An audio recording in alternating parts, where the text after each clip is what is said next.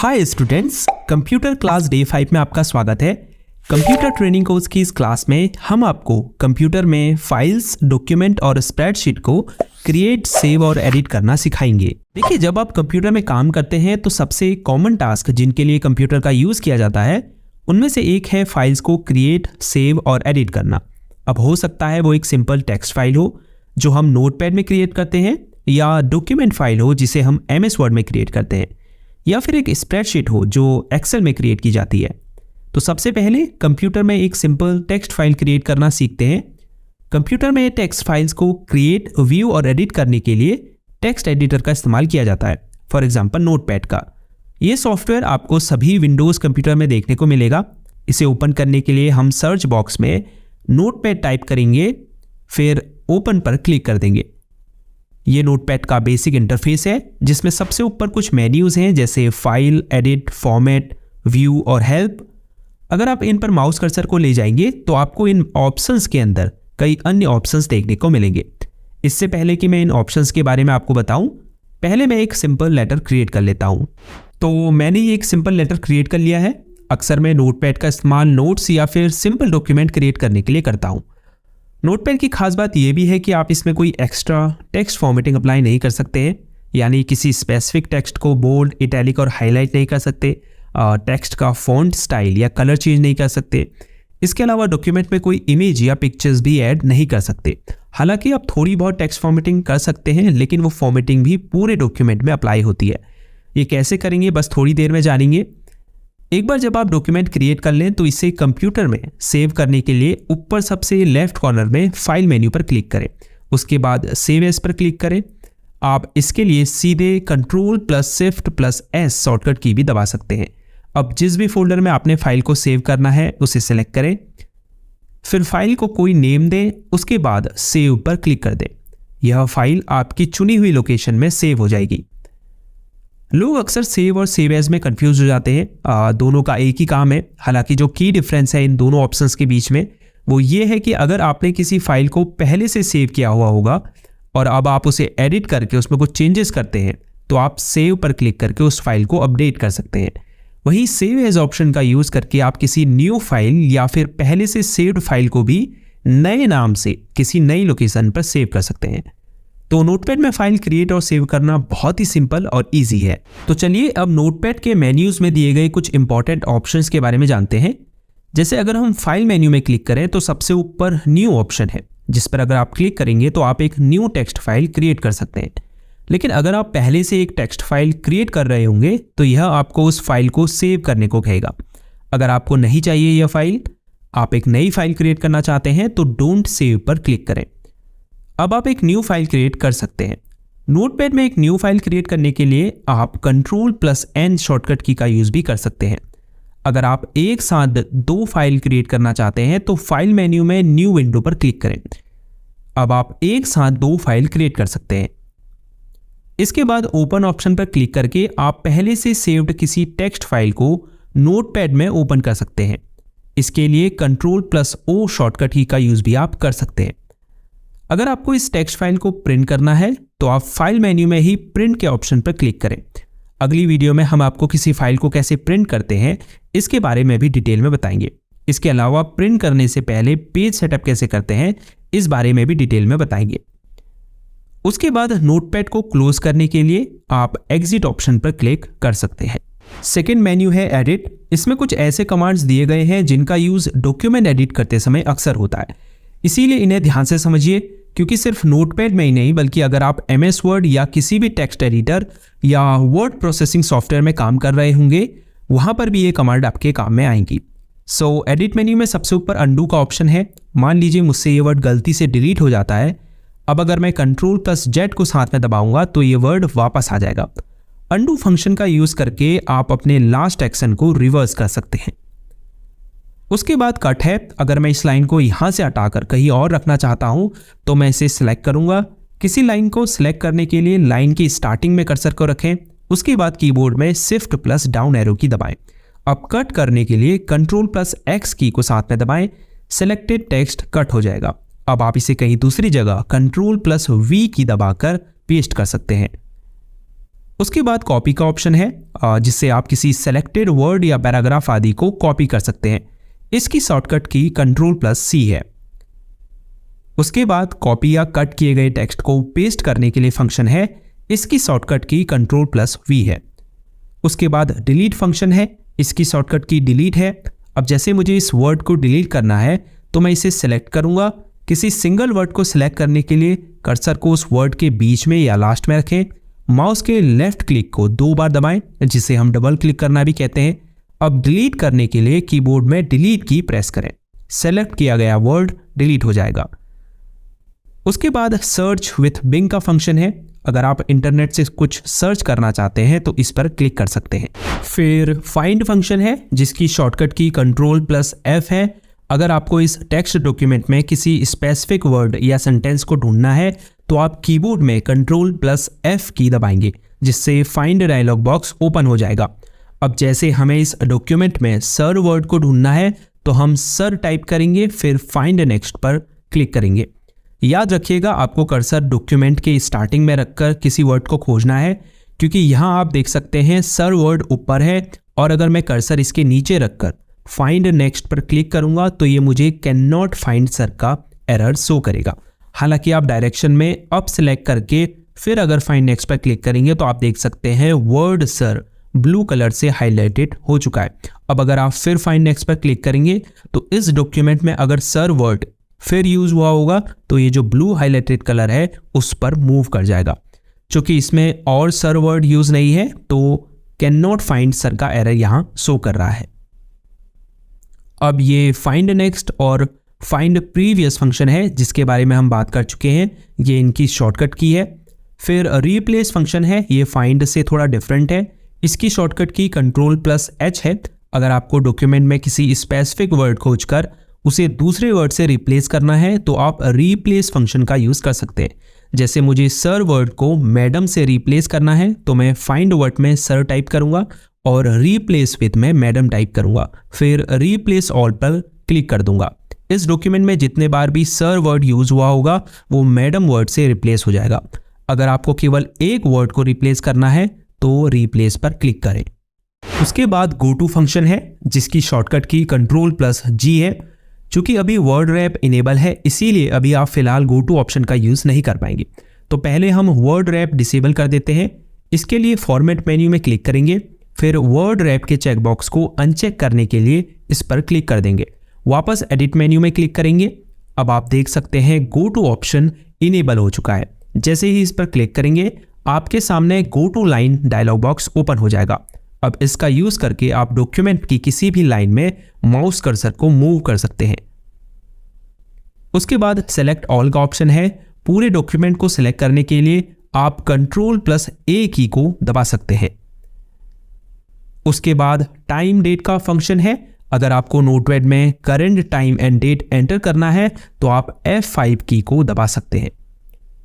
तो edit menu में जितने भी फंक्शंस या ऑप्शंस हैं इनकी नॉलेज होना आपके लिए बेहद इंपॉर्टेंट है, क्योंकि आप किसी भी टेक्स्ट एडिटर या वर्ड प्रोसेसिंग सॉफ्टवेयर में काम करें, ये कुछ कॉमन टास्क हैं जिन्हें आपको डेली बेसिस में परफॉर्म करना पड़ता है।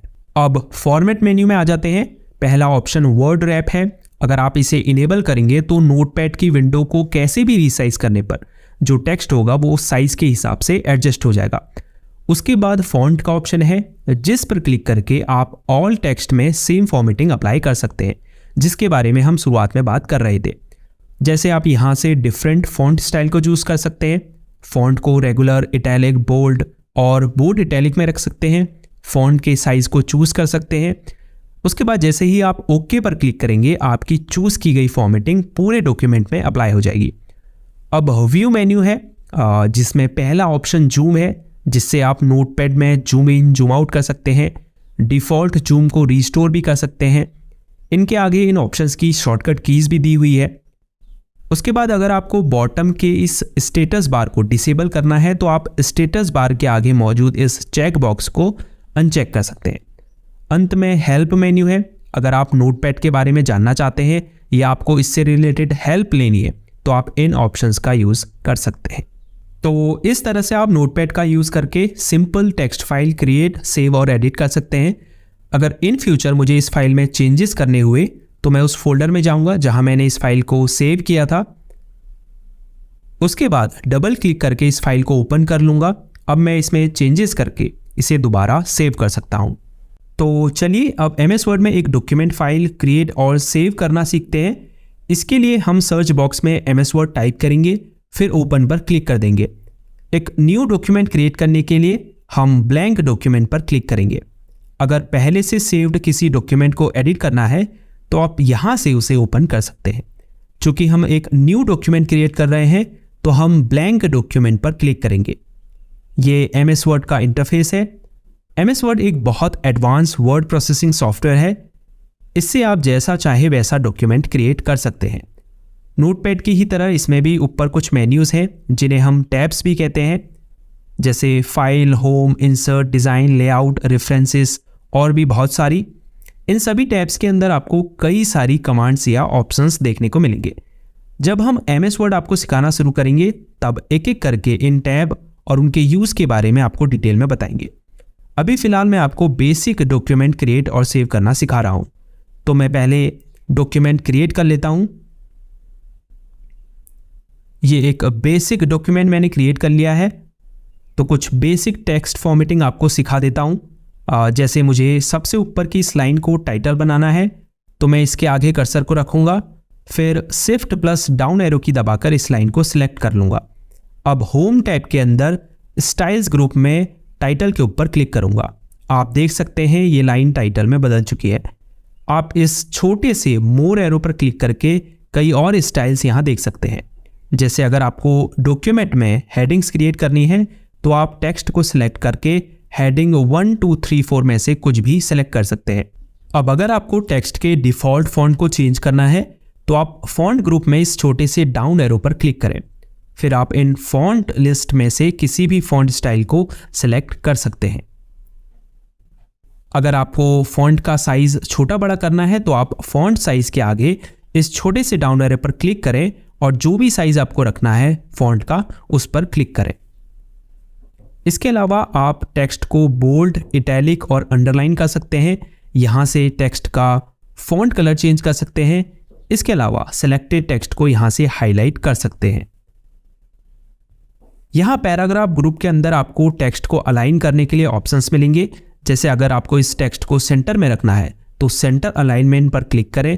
इसके लिए आप Ctrl+E की भी दबा सकते हैं। इसके अलावा राइट, लेफ्ट और जस्टिफाई करने के लिए भी ऑप्शंस हैं। अगर आपको डॉक्यूमेंट में बुलेट लिस्ट और नंबर लिस्ट क्रिएट करनी है तो आप ऊपर दिए गए बुलेट और नंबरिंग के ऑप्शन पर क्लिक कर सकते हैं। होम टैब के अंदर ही यहाँ सबसे राइट कॉर्नर में आपको नोटपैड की तरह ही फाइंड, रिप्लेस और सेलेक्ट के ऑप्शंस देखने को मिल रहे हैं। इसके अलावा अगर आपको डॉक्यूमेंट में पिक्चर्स ऐड करनी है तो आप ऊपर इंसर्ट टैब में क्लिक करेंगे, फिर इलस्ट्रेशंस ग्रुप के अंदर पिक्चर्स ऑप्शंस पर क्लिक करेंगे। फिर अगर आपको अपने कंप्यूटर में मौजूद कोई पिक्चर अपलोड करनी है तो दिस डिवाइस पर क्लिक करें। स्टॉक इमेजेस यूज़ करने के लिए दूसरे ऑप्शन पर क्लिक करें। इंटरनेट से इमेजेस यूज़ करने के लिए ऑनलाइन पिक्चर्स पर क्लिक करें। आप इंसर्ट टैब से डॉक्यूमेंट में टेबल भी क्रिएट कर सकते हैं और भी बहुत कुछ इंसर्ट कर सकते हैं। जब हम MS वर्ड स्टार्ट करेंगे तब इनके बारे में डिटेल में जानेंगे। जब आप डॉक्यूमेंट क्रिएट कर लें तो कीबोर्ड में Ctrl+S की दबाकर आप इसे कंप्यूटर में सेव कर सकते हैं। इसके अलावा फाइल मेन्यू में भी आपको सेव और सेव एज का ऑप्शन देखने को मिलेगा। अगर आपको इसे प्रिंट करना है तो आप प्रिंट ऑप्शन पर क्लिक कीजिए। तो चलिए अब एक्सेल का यूज़ करके स्प्रेडशीट क्रिएट करना सीखते हैं। अगर आप डेटा एंट्री करना चाहते हैं या फिर अकाउंटिंग का काम करना चाहते हैं और इवन डेटा एनालिसिस भी अगर करना चाहते हैं तो इसके लिए एक्सेल एक बेहद ही पावरफुल टूल है। एक्सेल को ओपन करने के लिए हम सर्च बॉक्स में MS एक्सेल टाइप करेंगे, फिर ओपन पर क्लिक करेंगे। अब एक न्यू वर्कबुक क्रिएट करने के लिए ब्लैंक वर्कबुक पर क्लिक करेंगे। अगर आप एक्सेल में काम कर रहे हैं तो आपको कुछ बेसिक टर्म्स की नॉलेज होना बहुत ज़रूरी है, जैसे workbook, spreadsheet, cell, formula etcetera. अब जो ये रेक्टेंगुलर बॉक्स आपको दिखाई दे रहे हैं इन्हें सेल कहा जाता है। अब ये सभी सेल्स मिलकर एक स्प्रेडशीट बनाते हैं जिसे हम वर्कशीट या सीट भी कहते हैं। अब एक पूरी एक्सेल फाइल को वर्कबुक कहा जाता है। एक वर्कबुक में कई सारी सीट्स हो सकती हैं। और फॉर्मूला बेसिकली इक्वेशंस है जिनका यूज़ आप एक्सेल में कैलकुलेशन करने के लिए करते हैं। सो ये एक एक्सेल सेल है जिसमें आप डेटा एंटर करते हैं। किसी सेल में डेटा एंटर करने के लिए पहले हम उसे सेलेक्ट करेंगे। सेलेक्ट करने के लिए उस सेल पर क्लिक करेंगे, फिर डबल क्लिक करेंगे। आप देख सकते हैं ये सेल एक्टिव हो चुकी है। अब मैं इसमें डेटा टाइप कर सकता हूँ। अगर मुझे दूसरी सेल में जाना है तो मैं एरो कीज़ का यूज़ कर सकता हूँ, जैसे राइट सेल में जाने के लिए राइट एरो, नीचे की सेल में जाने के लिए डाउन एरो, लेफ्ट सेल में जाने के लिए लेफ्ट एरो और ऊपर की सेल में जाने के लिए अप एरो का यूज़ कर सकते हैं। अगर आपको वर्कबुक में एक नई शीट क्रिएट करनी है तो आप नीचे शीट 1 के ठीक आगे प्लस के साइन पर क्लिक करके एक न्यू शीट क्रिएट कर सकते हैं। अब अगर मुझे इसे डिलीट करना है तो मैं इस पर राइट क्लिक करूंगा, फिर पॉपअप मेन्यू में डिलीट के ऑप्शन पर क्लिक करूंगा। अब थोड़ा एक्सेल के इंटरफेस का इंट्रोडक्शन आपको दे देते हैं। यहाँ सबसे ऊपर ये क्विक एक्सेस टूल बार है जिसमें कुछ टूल्स आपको दिखाई दे रहे हैं, जैसे वर्कबुक को सेव करने के लिए, एक्शंस को अनडू और रीडू करने के लिए, फिर ये छोटा सा डाउन एरो है जिस पर क्लिक करके आप क्विक एक्सेस टूल बार को कस्टमाइज कर सकते हैं। यानी कुछ और टूल्स जैसे न्यू, ओपन को यहाँ ऐड और रिमूव कर सकते हैं। उसके बाद ये फाइल, होम, इंसर्ट टैब्स हैं जिनके अपने अपने ऑप्शंस हैं। इस पूरे एरिया को हम रिबन भी कहते हैं। अगर आप राइट कॉर्नर पर इस अप एरो में क्लिक करेंगे तो आप इस रिबन को हाइड कर सकते हैं। उसके बाद ये नेम बॉक्स है जिसमें करंटली सेलेक्टेड सेल का नेम शो होता है। जैसे अभी हमने A1 सेल को सिलेक्ट किया है तो नेम बॉक्स में A1 शो हो रहा है। ये फॉर्मूला बार है जहां से आप सेल में फॉर्मूला लगा सकते हैं। अब ये जो अल्फ़ाबेट्स हैं ABCD, ये कॉलम्स नेम है। अगर आप इन पर क्लिक करेंगे तो ये पूरा कॉलम सेलेक्ट हो जाएगा। इस तरफ जो नंबर्स हैं वो रो को डिस्क्राइब करते हैं। सो आई होप अब आप एक्सेल के इंटरफेस को बहुत हद तक समझ गए होंगे। जब हम एक्सेल सीरीज स्टार्ट करेंगे तब आपको डिटेल में ये सभी चीज़ें सिखाई जाएंगी।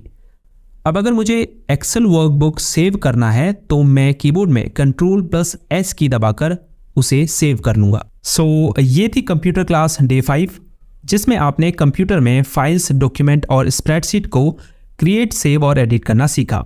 आई होप ये वीडियो आपको पसंद आई हो और इस वीडियो से आप बहुत कुछ नया सीखे हो। अगर ऐसा है तो वीडियो को लाइक करना बिल्कुल ना भूलें। अंत में जाते जाते चैनल को सब्सक्राइब करना बिल्कुल ना भूलें। इस वीडियो में इतना ही।